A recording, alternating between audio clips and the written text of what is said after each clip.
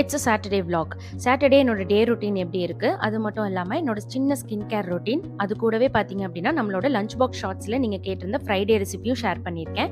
So வீடியோவை skip பண்ணாமல் ஃபுல்லாக பாருங்கள். சாட்டர்டே மார்னிங் காஃபியோடவே ஸ்டார்ட் ஆயிடுச்சு. மார்னிங் மட்டும் கிடையாதுங்க, எப்போவுமே நம்ம வீடியோவும் காஃபியில் தான் ஸ்டார்ட் ஆகும். அந்த மாதிரி சூப்பராக ஸ்டார்ட் ஆயிடுச்சு. காஃபி குடிச்சு முடிச்சதுக்கப்புறமா மாடியில் துணி காஞ்சிட்டு இருந்தது, அதை எடுத்துகிட்டு வந்து போட்டுட்டேன். எவ்வளோ துணி சேர்ந்துருக்கு பாருங்கள். எனக்கு துணி மடிக்கிற நல்ல பழக்கமே கிடையாதுங்க, மொத்தமாக சேர்த்து வச்சு தான் மடிப்பேன். யாருக்கெல்லாம் இந்த பழக்கம் இருக்குது அப்படின்னு சொல்லுங்கள். துணி போட்டதுக்கு அப்புறமா என்னோட ப்ளூடூத் ஸ்பீக்கர், ப்ளூடூத் ஹெட்ஃபோன்ஸு, அதுக்கப்புறம் எமர்ஜென்சி லேம்ப்பு, பவர் பேங்க் இது எல்லாத்தையுமே சார்ஜ் பண்ணிட்டு இருந்தேன். சார்ஜ் பண்ணி முடிச்சதுக்கு அப்புறமா பார்த்தீங்கன்னா காலையிலேயே குளிச்சுட்டு நல்லா ஃப்ரெஷ்அப் ஆகி வந்தாச்சு. என்னோட மார்னிங் ஸ்கின் கேர் ரொட்டீனும் முடிஞ்சதுக்கு அப்புறமா நம்மளோட ஒர்க் ஸ்டார்ட் ஆச்சு. பிரேக்ஃபாஸ்ட் முடிச்சதுக்கப்புறம் பார்த்தீங்கன்னா தேய்ச்சி வச்சிருந்த பாத்திரமெல்லாம் எடுத்து அந்தந்த இடத்துல அடுக்கி வச்சுட்டு இருந்தேன். இதெல்லாம் எடுத்து வச்சா தான் எனக்கு அடுத்த வேலை ஸ்டார்ட் ஆகும், இல்லைனா ஒவ்வொரு தடவையும் போய் அதுலேருந்து தேடி எடுத்து செய்கிற மாதிரி இருக்கும். அந்தந்த பாத்திரத்தை அந்தந்த இடத்துல எடுத்து வச்சதுக்கப்புறமா அடுப்பையும் அடுப்பு திட்டையும் அப்படியே லைட்டாக தொடச்சி விட்டுட்டேன். ரொம்ப இல்லை, எனக்கு கொஞ்சம் கசகசன்னு இருந்தது, பால் எல்லாம் வந்து சிந்தி தெரிச்சு இருந்தது. அதனால் எல்லாத்தையுமே தொடச்சி சுத்தமாக க்ளீன் பண்ணி எடுத்து வச்சுக்கிட்டேன். நம்மளோட ஃப்ரைடே லஞ்ச் பாக்ஸ் ஷார்ட்ஸ் வந்து ரெசிபி நீங்கள் கேட்டிருந்தீங்க, அந்த ரெசிபி தான் இன்றைக்கி பார்க்க போகிறோம். இன்றைக்கி என்ன பண்ணுறேன்னு பார்த்தீங்கன்னா, நீங்கள் கேட்டிருந்த கீ ரைஸும் மீல் மேக்கர் குருமாவும் எப்படி பண்ணுறோங்கிறத தான் இந்த வீடியோவில் பார்க்க போகிறோம். ஸோ எல்லாம் க்ளீன் பண்ணதுக்கப்புறமா தண்ணி பிடிச்சி வைக்கிற யானத்தில் நல்லா தண்ணி பிடிச்சி எடுத்து வச்சுக்கிட்டேன். நல்லா வாஷ் பண்ணிவிட்டு அதுக்கப்புறமா ரைஸ்க்கு பார்த்திங்க அப்படின்னா நார்மல் பொன்னி ரைஸும் யூஸ் பண்ணலாம். இந்த கீ ரைஸ்க்கு பாஸ்மதி ரைஸு, சீரக சம்பா, பிரியாணி ரைஸ் எது வேணாலும் யூஸ் பண்ணலாம். எங்கிட்ட பாஸ்மதி ரைஸ் இல்லை, அதனால் நான் பிரியாணி ரைஸ் தான் வந்து யூஸ் பண்ணியிருக்கேன். ஸோ அந்த அரிசி எடுத்து ஊற வச்சதுக்கப்புறமா சாதத்துக்கு தேவையான வெங்காயம் கட் பண்ணிட்டு இருந்தேன். பயங்கரமாக தண்ணி வருங்க எனக்கு கண்ணிலேருந்து வெங்காயம் கட் பண்ணும்போது. யாருக்கெல்லாம் இந்த அளவுக்கு தண்ணி வரும்னு சொல்லிட்டு மறக்காமல் கமெண்ட் பண்ணுங்கள். இந்த ரெசிபி பார்த்தீங்கன்னா ரொம்ப சிம்பிள், ரொம்ப ஈஸி, சீக்கிரமாக செஞ்சிடலாம், ரொம்ப ரொம்ப டேஸ்டியாக கூட இருக்கும். ஸோ நீங்கள் கேட்டீங்கிறதுக்காக இந்த ரெசிபி நான் ஷேர் பண்ணிட்டேன். இன்னும் அடுத்தடுத்த வீடியோஸில் கண்டிப்பாக நீங்கள் கேட்ட ரெசிபிஸ் எல்லாமே நான் உங்கள் கூட ஷேர் பண்ணிக்கிறேன்.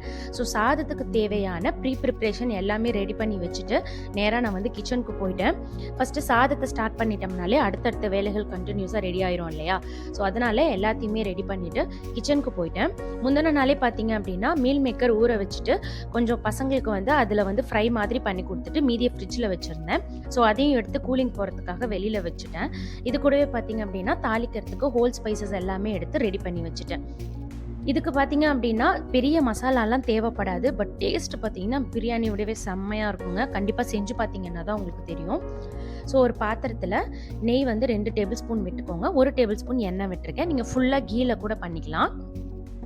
இதுக்கு தக்காளி பார்த்தீங்க அப்படின்னா நான் ஒரே ஒரு தக்காளி தான் எடுத்திருக்கேன். கிட்டத்தட்ட 1/2 கிலோ ரைஸ்க்கு நான் ஒரே ஒரு தக்காளி மட்டும் தான் எடுத்திருக்கேன். இதை வந்து நீங்கள் ஃபைனாக சாப் பண்ணணும்னு அவசியம் கிடையாது, ரஃபாக சாப் பண்ணிக்கலாம். இப்போது எண்ணெயும் நெய்யும் நல்லா காஞ்சதுக்கப்புறமா ஹோல் ஸ்பைசஸ், அதுக்கப்புறம் கேஷ்யூ இதெல்லாம் போட்டு நல்லா வதங்கினதுக்கப்புறமா வெங்காயம் பச்சை மிளகாய் சேர்த்துட்டு நல்லா வதக்கிக்கோங்க. வெங்காயம் வதங்குறதுக்குள்ளே நான் கெட்டிலில் ஹாட் வாட்டர் வச்சுக்கிறேன். ஏன்னா ஹாட் வாட்டர் வச்சா சீக்கிரமாகவே எனக்கு வேலையாயிடும், அதனால தான்.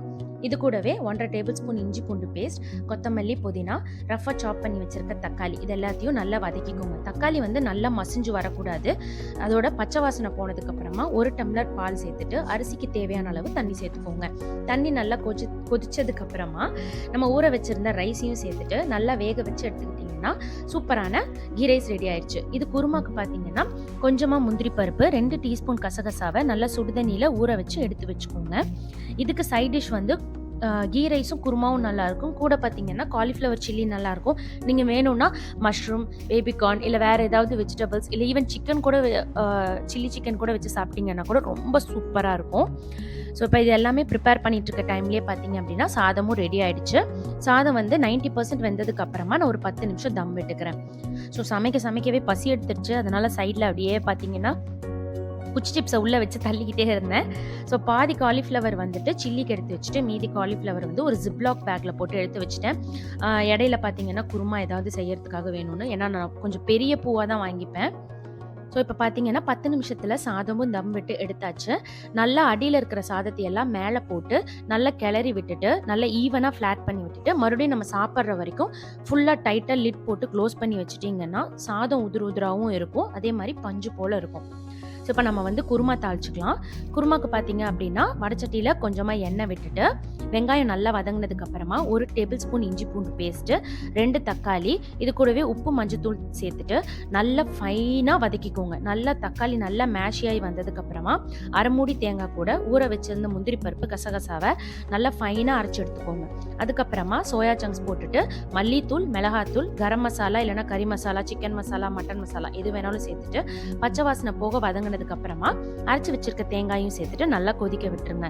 ஸோ இப்போ குழம்பு ஒரு பக்கம் நல்லா கொதிச்சுட்டு இருக்கு. கூடவே பார்த்தீங்க அப்படின்னா காலிஃப்ளவர் சில்லிக்கும் நல்லா பெரட்டி எடுத்துக்கிட்டேன். நான் வந்து ஸ்பூனில் தான் போடுவேன். எனக்கு ரொம்ப நேரம் எனக்கு மிளகாயிலேயே கை ஊறிட்டு இருந்ததுன்னா எனக்கு விரல் எல்லாம் வந்து எரிச்சல் எடுக்க ஆரம்பிச்சிடும். அதனால தான் ஸோ சைட் பை சைட் கொஞ்சம் கொஞ்சமாக க்ளீன் பண்ணிக்கலாம். ஒரு 3 o'clock அப்படின்னு பார்த்தீங்க அப்படின்னா மெய்டு அக்கா வந்துருவாங்க. அவங்க வந்து க்ளீன் பண்ணிப்பாங்க. அதுக்குள்ளே நான் வந்து கொஞ்சம் க்ளீன் பண்ணி எல்லா பாத்திரத்துக்கும் மாற்றி வச்சு போட்டுட்டேன்னா அவங்க வாஷ் பண்ணி வச்சுருவாங்க. ஸோ காலிஃப்ளவர் நல்லா இருக்கா, முறுமுறுன்னு வந்திருக்கான்னு சைடில் டேஸ்ட் பண்ணி பார்த்துட்டு இருந்தேன். ஸோ எல்லா ஒர்க்கும் முடிஞ்சிருச்சு. இப்போ குழந்தைங்களுக்கும் கொடுத்துட்டு நானும் சாப்பிட போகிறேன். இது வந்து சோயா சங்க்ஸ் கிரேவி வந்து கொஞ்சம் செமி கிரேவியாக வச்சுக்கிட்டிங்கன்னா பெரட்டி சாப்பிடும்போது ரொம்ப சூப்பராக இருக்கும்.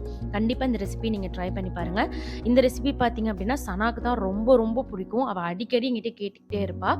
குழந்தைங்களுக்கு கொடுத்துட்டு நானும் சாப்பிட்டு முடிச்சிட்டேன்.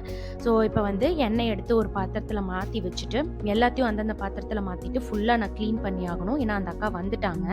ஸோ அவங்களுக்கு கொஞ்சம் ஈஸியாக இருக்கும் நான் வேலை செஞ்சு கொடுத்து முடிச்சிட்டேன்னா. ஸோ அவங்க வேலை செஞ்சு முடிச்சதுக்கப்புறமா குழந்தைங்கள போய் தூங்க வச்சுட்டேன். டிவி பார்த்துக்கிட்டே இருந்தாங்க அவங்க. ஸோ டிவி லைட்டெல்லாம் ஆஃப் பண்ணிவிட்டு அவங்களை தூங்க வச்சதுக்கப்புறமா ஒரு 5 o'clock எழுந்திரிச்சு வந்து அவங்களுக்கு பனங்கற்கண்டு பாலும் எனக்கு காஃபியும் போட்டுக்கிட்டேன். ஸோ அவ்வளோதான், இன்றைக்கான டே இப்படி தான் போச்சு. ஸோ சூப்பராக காஃபி முடிச்சதுக்கப்புறமா வாஷிங் மிஷினில் ஒரு லோட் துணி போட்டுவிட்டு மடிக்கிறதுக்கே அவ்வளோ இருக்குது. நான் திரும்பவும் ஒரு லோட் துணி போட்டு விட்டுருக்கேன். ஸோ இன்றைக்கி வெற்றிகரமாக எல்லாத்தையும் மடித்து முடிக்கணும் அப்படிங்கிற ஐடியாவில். ஸோ துணி போட்டதுக்கப்புறமா என்னோடய ஸ்கின் கேர் ரொட்டீன் நான் யூஸ் பண்ணுற ஃபேஸ் வாஷ் பார்த்தீங்கன்னா good vibes papaya face wash தான் யூஸ் பண்ணிகிட்ருக்கேன். என்னோடய ஸ்கின் பார்த்தீங்கன்னா காம்பினேஷன் ஸ்கின், ஃபேஸில் மட்டும்.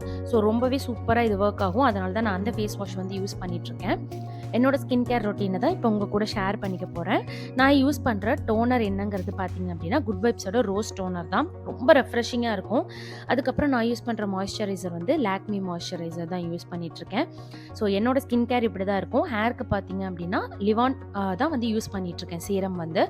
ஸோ இதுதான் வந்து நான் யூஸ் பண்ணுற ப்ராடக்ட்ஸ் வந்து லிப்பாம் வந்து வாடி லிப்பாம் வந்து யூஸ் பண்ணிகிட்ருக்கேன். ஸோ அவ்வளோதான், என்னோடய ஸ்கின் கேர் மார்னிங்கும் சரி, ஈவினிங்கும் சரி, நைட்டும் சரி இப்படி தான் இருக்கும். வேறு எதுவுமே நான் ஃபேஸ்க்கு போட மாட்டேன். என்னோடது கிளியர் ஸ்கின்னு நான் சொல்லவே மாட்டாங்க. எனக்கும் ஆக்னி, டார்க் ஸ்பாட்ஸ், பிக்மெண்டேஷன்ஸ் எல்லாமே இருக்குது. பட் என்னோட ஸ்கின் பார்த்தீங்கன்னா கொஞ்சம் சாஃப்டாக சஃபலாக இருக்கும். அதுக்காகவே மட்டுமே இந்த ரொட்டீனை நான் வந்து ஃபாலோ பண்ணிகிட்ருக்கேன். நிறைய தண்ணி குடிங்க, கண்டிப்பாக உங்கள் ஸ்கின் ரொம்பவே நல்லாயிருக்கும்.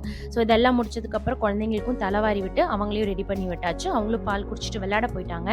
கிச்சன் பார்த்தீங்க அப்படின்னா சூப்பராக பர்ஃபெக்டாக க்ளீனாகி பக்காவாக இருந்தது. ஸோ நைட்டு வேலை செய்கிறதுக்கு எனக்கு கொஞ்சம் திருப்தியாக இருக்கும். ஸோ இவங்களை ரெடி பண்ணி முடிச்சதுக்கு அப்புறமாவே பார்த்தீங்க அப்படின்னா நான் வந்து என்னோட துணி மடிக்கிறதுக்காக கிளம்பிட்டேன். என்னை எவ்வளோ துணி இருந்ததுன்னு பார்த்தீங்க.